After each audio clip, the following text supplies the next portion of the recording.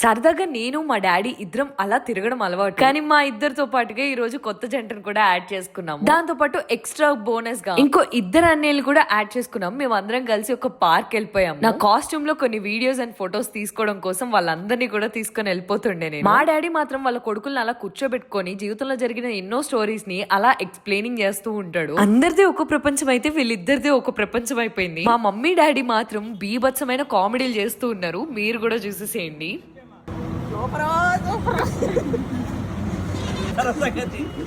అది లేదన్న నాకేం బాధ, నీకోసం మీ అమ్మ బ్యాంక్ కట్టుకుంటుంది. అది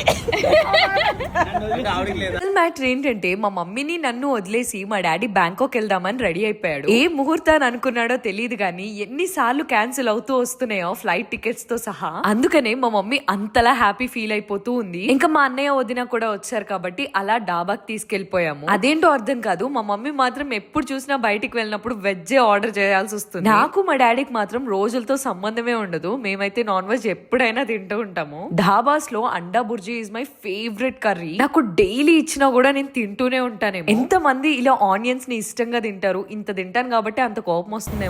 అమ్మాయికి రాలని చెప్పేసి అన్నారు. ఒడిస్సా ఒక రూట్ ఏమో మారేడుమిల్లు, చింతూరు, రాజమండ్రి.